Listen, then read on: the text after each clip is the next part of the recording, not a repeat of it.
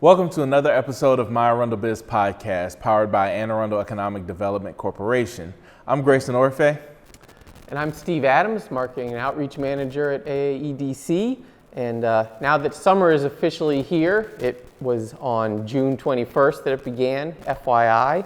We're all thinking about fresh produce, farmers markets and whatnot. So we're very excited to be back at Great Frogs Winery, sitting down with Lisa Barge, our coworker friend and the Agricultural Marketing and Development Manager at Arundel Ag. And we're here to highlight Maryland Buy Local Week and how Arundel Ag is celebrating it. So Lisa, welcome to the podcast. Thank you, glad to be here. Excited. So just to kick things off, if you could give us a little background about Maryland Buy Local Week and the Maryland Buy Local Challenge and how Arundel Ag is involved with that. Sure. So the Buy Local Challenge is an annual statewide challenge that SMADC created in 2007 to promote the Southern Maryland region. Now it's actually celebrated as a statewide event, and they have partnered with the Maryland Department of Agriculture. Okay. So, and basically the Buy Local Challenge, what you do is you pledge to eat one locally grown ingredient or product from a farm every day during Buy Local Week. And we're hoping, that once you started doing that, you find out how great things taste, and then you'll continue to do that. And how easy it is to access that. Yeah, exactly. Right. So Governor Hogan always usually declares the last full week in July is Buy Local Week. This year it'll be July 22nd through the 31st. Yep. And he kicks off the entire week with a cookout at Government House. We haven't done it for a couple of years, but this year we are picking up the event again. It'll be held at the Maryland Department of Agriculture. So exciting for that. And Arundel Ag, what we typically do is we tend to kind of kick up our marketing. These guys help a lot for the entire month of July, so that we can just, tout Buy Local Week and promote our local producers and farms and farmers markets for markets and just an agricultural awareness initiative. And then of course we do our Arundel Grown event every year. Right. So that's kind of our kickoff. Yeah. So Lisa, when did Arundel Ag become part of this challenge and part of this event? So I don't think we started right in 2007, but it was a couple of years later, and maybe 10, 12 years we've been doing this. And we started out just doing events on farms to highlight the farms and the food and the local producers. They were really small events, little cookouts. And then we moved to the Arundel Grown dinner events, which were really cool. It was more of a sit-down dinner. People really liked that. And just curious, so is this year going to be similar to that, or kind of, are there some differences to what we've done in the past? Yeah. I'm a newcomer to AAEDC, so I'm not. And we love having you. I'm not as familiar. So this year we're going to be here at Great Frogs. So hopefully during this podcast you'll see lots of great footage of the winery before the event. Yep. And we are turning it more. We're calling it Arundel Grown, a tasting, a farm to table tasting, and we're kind of getting away from the farm to table dinner, and we're going back to the tasting, and we're turning it like more into a business networking event to connect producers and buyers. Our producers will be our farms and truly local producers, and our buyers will be the restaurant and hospitality industry. So we're hoping to connect them, have them form new business relationships, and have a new outlet for our farms to sell their local farm products to the buyers. And then of course it will allow the buyers to have a resource to purchase more locally sourced ingredients. Right.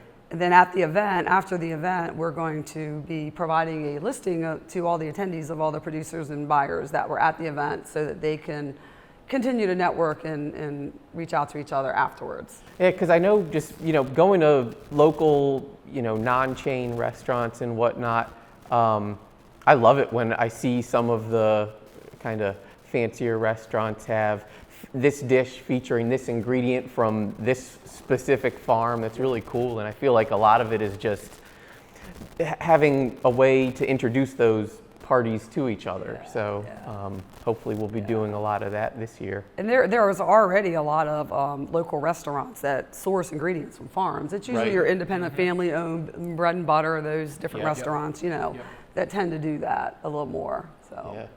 So Lisa, it sounds like this is going to be like a real shot in the arm for a lot of like the local businesses, the local producers, and the local product producers that and the places that you can find all these things. Can you remind everybody of where they can buy and find all the local products? Sure. I would say to go to our website, arundelag.org, and at our website you can find our 2022 Farmers Market brochure, which Grayson, you've worked on, and it's a great job. And actually, I think this year we have like 11 farmers market on that brochure. That's more than we've ever had. And every single day, I feel like I'm hearing more about farmers markets. But you can check that out. The farmers market brochure. We have our Arundel Grown guide online. That's a searchable database featuring products that were produced and grown in the county, made in the county. We're also in the process of updating our hard copy guide that we have for that, so that'll be ready soon. Keep your eyes out for that. And then while you're on our website, visit, check out our Arundel Grown logo. That's a new marketing tool that we're getting ready to release, and it's really just ties in with everything else. It's supposed to increase awareness of local agriculture and food sourcing, and another tool to like connect the producers in Anne Arundel County with the consumers. So. Because it is, having gone to a lot of the farmers markets around the county, sometimes there's not that signage showing who's from the Eastern Shore, who's actually from Anne Arundel, so it'll be a nice thing to be able to look for. And then you can identify stuff grown in Anne Arundel. Right. So, and we also have social media, so we're really posting a lot of things out there on social media. That's always a good place to find out what's going on. Yep. I should point out Arundel Ag has its own Facebook channel, so everybody out there, please follow us if you're not already on the Arundel Ag Facebook platform. And just so I guess it really sounds like if Joe Schmo, who lives in Anne Arundel County, is motivated, there's plenty of places to buy local food and products. And with that in mind, and given the theme of the month, could you also remind everyone of some of the top benefits of buying local? Oh, sure. So one of the things that you can do when you buy local is you get to know your farmer. So you get to know your farmer, you get to know your food, and that gives you a little bit of a deeper connection with your food, which is important to a lot of people. But when you buy from a local farm, you get fresher, healthier, more nutritious food, and as a bonus, it tastes better. And you know, it doesn't have to travel across the country to get to your plate. And you know, that helps for making like a cleaner environment, the air, the water, and everything. But one thing that, you know, when your food doesn't have to travel across the country, it is allowed to stay on the vine or the tree until its peak ripeness. So it's actually picked just when it's perfect. And a lot of times when you're at the farmer's market or farm store, you're getting produce that was picked that day. So it's super fresh and nutritious, so it's better for you and your family. And there's no additives and all the stuff that has to be put in there.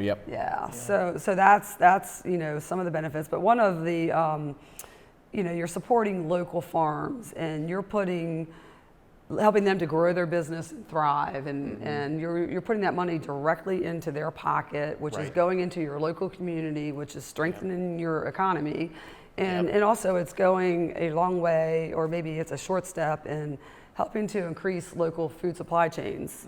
We all saw how fragile that they were during COVID. So we want to be able to get food, right? Absolutely. So but one stat that I always like to share, and it was actually, SMADC used to share it a while back, and I just found it was pretty powerful to see what one person could do, such a little bit one person can spend to have a great impact. But in Maryland, if every Marylander was to spend $12 a day or $12 a week for 8 weeks on farm products, that would put over $200 million into the pockets of our farmers and our local economy. Wow. Jeez. So each and every one of us can really have an impact on buying Direct local impact, and our farms. Jeez. So I always thought that was Wow. pretty cool. And I think, as a little aside, I went to the Riva Road Farmers Market just yesterday, and I think there's a misconception out there that, you know, if it's grown locally and in a lot of cases organic as well, it's going to cost like 10 times as much, whatever, as you'd find in a Giant. So I got 4 giant cucumbers for $2 yesterday, and I got like 5 zucchini for I think $2.50, and onions were 80 cents a pound, which is way cheaper than anything I saw in the grocery store. So I think, though you might assume that everything's going to cost more, that's really not the case, especially with gas prices sky high. If they don't have to pay to get it to that grocery store, if they're going right to the market, a lot, and especially with in-season products, it is a lot cheaper. And you're cutting that middleman out, Yeah, so exactly. so they can afford to give it to you a little cheaper than if you had that middleman there. Yeah. So. And like you said, it really does. It tastes better. It really is. I ate 2 whole cucumbers last night and loved them. So I bought a cucumber at Riva. I swear to you, it was like this long. I juiced it. But And they might, they have like one little ding in them or something, and a Walmart where they're like super waxy, they'll throw out the imperfect produce, but it tastes better, cheaper. So anyway, around it, So I hate to bring all this levity to an end. But we've got some serious business. That's what Grayson's known for, serious stuff. Take care of here. Now, there's a part of our podcast that we get down to the real, and we get down to the things that matter and the things that really push our economy forward. Okay? Data, analytics, research, 100%, numbers. 100%. What I want to know is, from Lisa, what are your top 5 places in Anne Arundel County to buy local? Products or places? Products? We can do products and places if you want. So I am a huge advocate, and I practice what I preach for a number of different reasons. And I shop at farmers markets, farm stores, farm stands, local groceries. I'm always looking for local, nutritious food. And I actually was kind of focusing on my favorite things to buy, but I hit all the markets. I'm always hitting all the markets. But I was thinking of my top 5 products to buy, and that was really hard because I do practice what I preach and eat as much local as possible. But so number 1 would be all kinds of produce. That's fruits, veggies, and microgreens. That's just one. You should point out, there's one purveyor that has nothing but different microgreens. And they've got like 12 kinds of microgreens. And you get to have your favorites, and I won't mention any of my favorite producers by name, but and each market has different vendors doing microgreens or whatever. But so that's number 1. What else? Let's see. I do meats and seafood, lots of value-added agricultural products like fermented foods. I don't drink a lot of wine, but I love local wine, olive oil, hummus. Right now, my big addiction is pickled mushrooms. So they're amazingly good. Oh, wow. So I think that pretty much gets my 5 in. Wow. Yeah, we got to give a little shout out to Rooted Hummus. I know we that's shouldn't my pick favorite favorites, hummus. but they're growing like crazy. And I'm seeing them in more and more retail stores too. And you could, like you said, with everything, you can really taste what's made fresh versus what's not when you're buying that. I had a meeting down at Bread and Butter Kitchen last week, and when we went in there, they sell local farm products in a little refrigerator there. And they had the Rooted hummus. I'm like, I got to get some of that. I had just run out. So, Well, I guess then for my top 5, staying on the super serious theme, I've obviously heard and seen a lot of pictures and whatnot of some Arundel Grown dinners in the past and all the delicious things there. So if you can think of them, you don't have to necessarily name 5, but as close as you can get. What are 5 favorite things you remember being served at past Arundel Grown dinners? We've been doing this for so long, and we have such great food. But Or you could even, as a have little some. teaser, you could throw in something that will be at this year's tasting event. I'll stick to what we've done in the past because Okay. they are really good. And so last year we sourced rockfish from House Seafood. Okay. And that's like one of my favorite love meals rockfish, anyway. yeah. So I just remember that being amazingly delicious. Yep. And what else? One year we had Olmo Brothers, Olmo Farm and Nursery. They did an Italian bruschetta with his homegrown Italian tomatoes. Okay. And he also makes we don't have a dairy in Anne Arundel County, but he makes a mozzarella cheese that he sells. And one year we had gazpacho with jumbo lump crab meat, all local.